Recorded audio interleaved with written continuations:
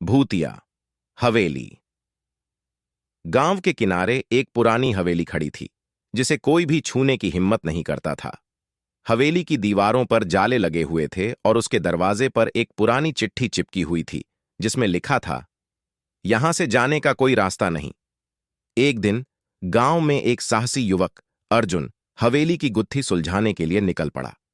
उसे हवेली की अजीब सी खामोशी और उसके अंधेरे कोनों ने आकर्षित किया था। शाम के धुंधलके में अर्जुन ने हवेली के दरवाजे को धकेल कर खोल दिया। अंदर घुसते ही एक अजीब ठंडक और गहरी सन्नाटा का एहसास हुआ। हवेली के अंदर की हवा में कुछ अजीब था। दीवारों पर अजीब आकृतियां उकेरी हुई थीं और फर्श पर पुरानी धूल की परत जमी हुई थी।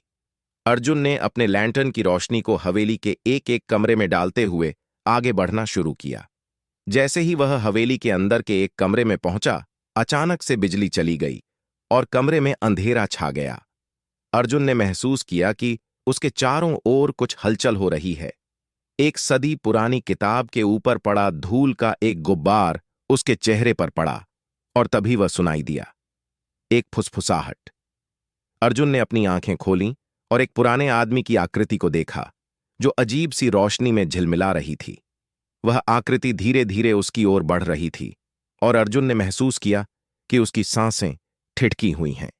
आकृति ने एक पुरानी कहानी सुनानी शुरू की जिसमें बताया गया कि हवेली का मालिक एक धनी व्यापारी था जिसने अपनी गुप्त संपत्ति को छिपाने के लिए हवेली का निर्माण किया था।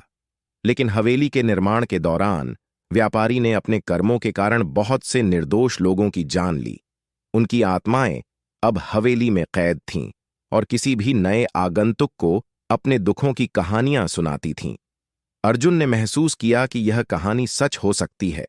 उसने हवेली के एक दरवाजे को खोलने की कोशिश की, लेकिन वह दरवाजा खोलने से पहले एक अजीब सी ठंडक ने उसे घेर लिया और एक अनजाना भय उसे अंदर से जकड़ लिया। आखिरकार अर्जुन ने हवेली से बाहर निकलने का फैसला किया। बाहर आकर उसने हवेली के दरवाजे को बंद किया और अपने गांव लौट आया।